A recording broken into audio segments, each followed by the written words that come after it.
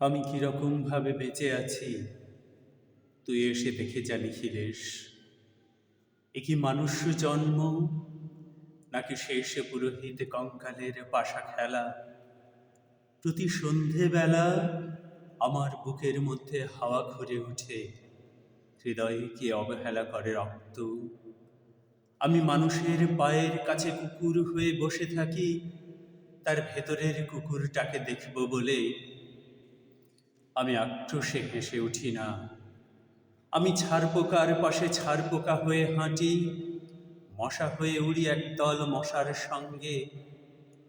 খাঁটি অন্ধকারে স্ত্রীলোকের খুব মধ্যে ডুব দিয়ে দেখেছি দেশলাই জেলে। ও গায়ে আমার কোনো ঘর বাড়ি নেই। আমি স্বপ্নের মধ্যে বাবুদের বাড়ির ছেলে সেজে গেছি রঙ্গালয়ে। পরাগের মতো ফুঁ দিয়ে উড়িয়েছি দৃশ্যালোক। ঘামে ছিল না এমন গন্ধ যাতে ক্রোধে জ্বলে উঠতে পারি। নিখিলেশ, তুই একে কি বলবি?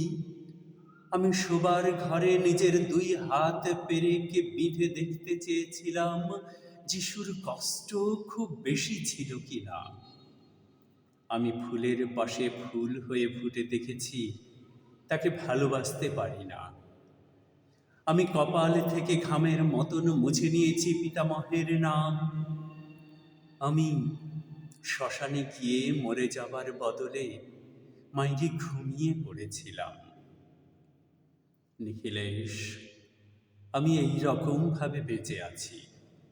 তোর সঙ্গে জীবন বদল করে কোনো লাভ হলো না আমার। একে নদীর তরঙ্গে ছেলেবেলার মতো ডুব সাঁতার, অথবা চশমা বদলের মতো কয়েক মিনিট আলোড়ন, অথবা গভীর রাতে সঙ্গম নিরত দম্পতির পাশে শুয়ে পুনরায় জন্ম ভিক্ষা। কেননা সময় নেই আমার ঘরের দেয়ালের চুন ভাঙা দাগটিও বড় প্রিয়। মৃত গাছটির পাশে উত্তরের হাওয়ায় কিছুটা মায়া লেগে আছে।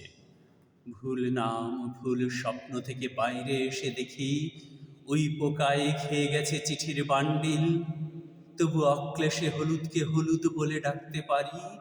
আমি সর্বস্ব বন্ধক দিয়ে একবার একটি মুহূর্ত চেয়েছিলাম, একটি ব্যক্তিগত চির আওয়ার।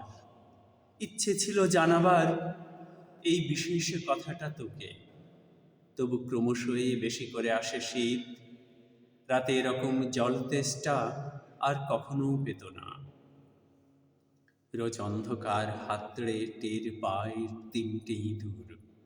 ইঁদুর নয় মুশিক, তাহলে কি প্রতীক্ষায় আছে অদূরে সংস্কৃত শ্লোক? পাপ ও দুঃখের কথা ছাড়া আর এই অবেলায় কিছুই মনে পড়ে না। আমার পূজা ও নারী হত্যার ভিতরে বেজে ওঠে সাইরেন। নিজের দুহাত যখন নিজেদের ইচ্ছে মতো কাজ করে, তখন মনে হয় ওরা সত্যিকারের। আজকাল আমার নিজের চোখ দুটোও মনে হয় এক পলক সত্যি চোখ। এরকম সত্য পৃথিবীতে খুব বেশি নেই আর।